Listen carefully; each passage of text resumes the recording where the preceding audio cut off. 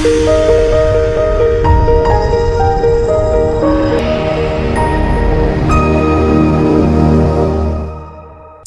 right. Next, the next one, next news story is DJ Akademiks. I don't know if anybody's familiar with DJ Akademiks or not, but he's a well-known blogger, internet guy. He is beefing with the rapper Freddie Gibbs. You ever heard of Freddie Gibbs?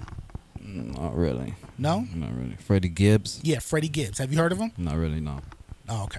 Have anybody heard of Freddie Gibbs? You heard of Freddie Gibbs. Okay. All right. Of course, our DJ in the building heard of Freddie Gibbs. You know what I'm saying? But Freddie Gibbs is a rapper from, I believe, from Indiana.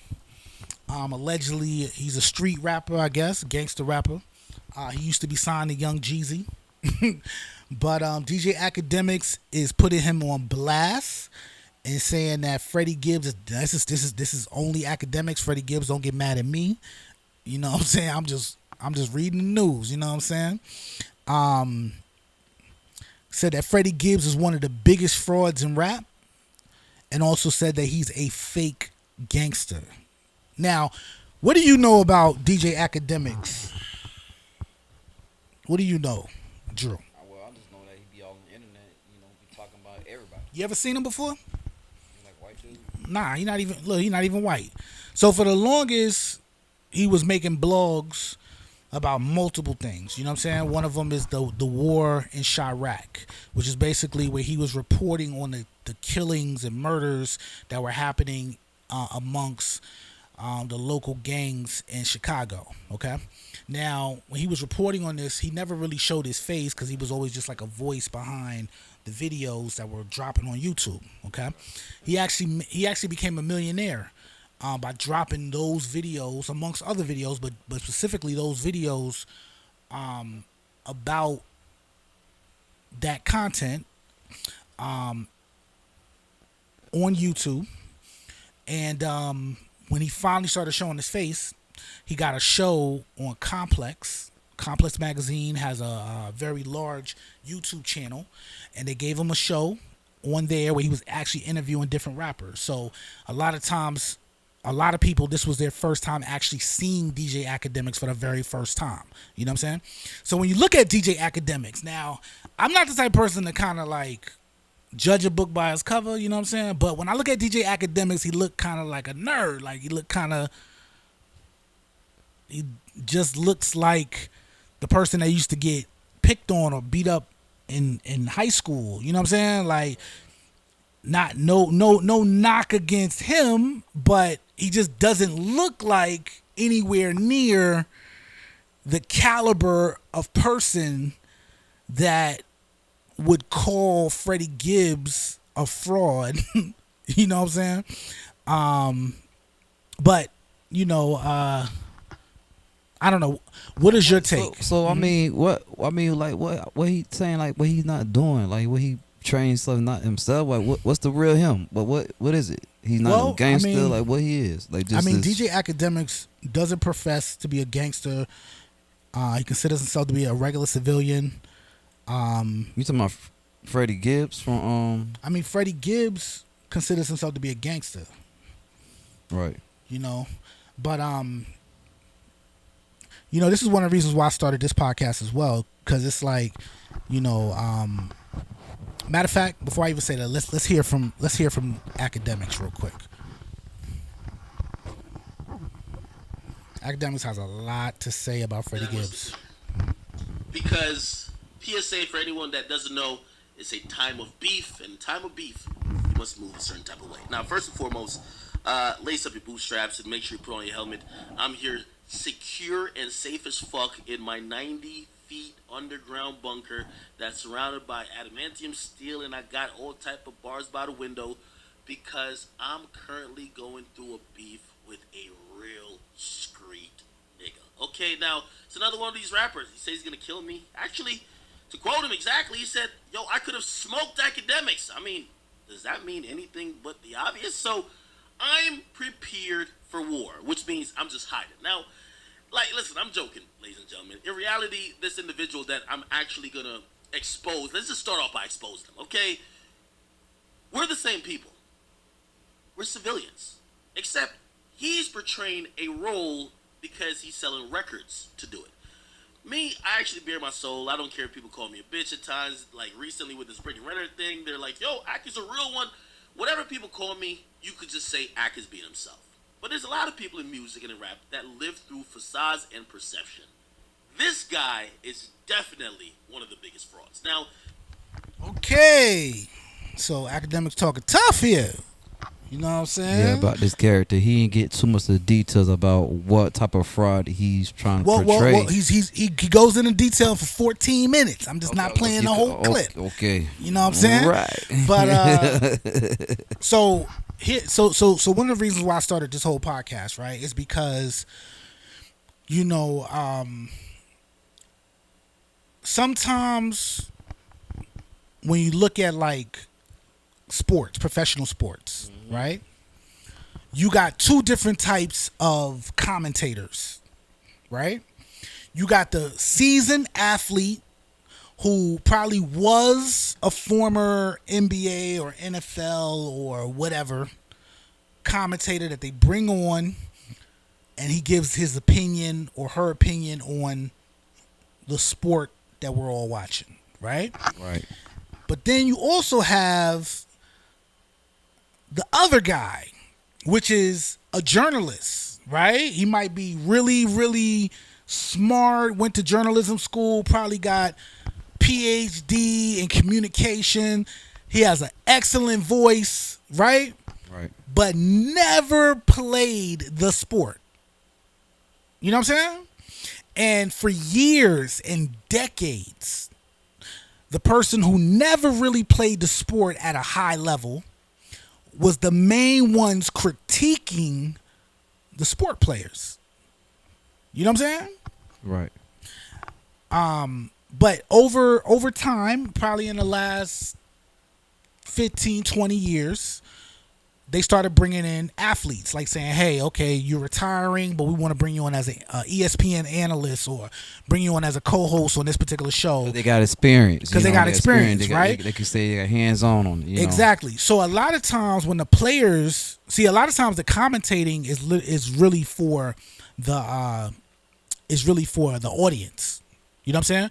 But some of the players kind of look at it like annoyingly.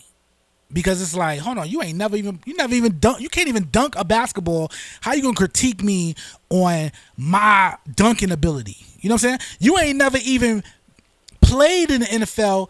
How you gonna tell me how I should be playing? And you never even been in front of 50,000 people, or you never had that type of pressure. You feel what I'm saying? For instance, like there's football players that used to play football. They're football commentators, but they give their opinion about a basketball game. That's how they do it. On ESPN. Exactly. You know what I mean? But when you have people who never actually did it before or did it on a high level, critiquing the people doing it at a high level, a lot of the players don't really respect their opinions. You know what I'm saying? Right. So I started this podcast because I wanted to be someone who has been a rapper, has been on television, has been on radio, you know what I'm saying? Someone who has performed in front of large crowds, right? You know what I'm saying? Someone who has freestyled from the radio to, you know what I'm saying, little ciphers in high school, you know what I'm saying?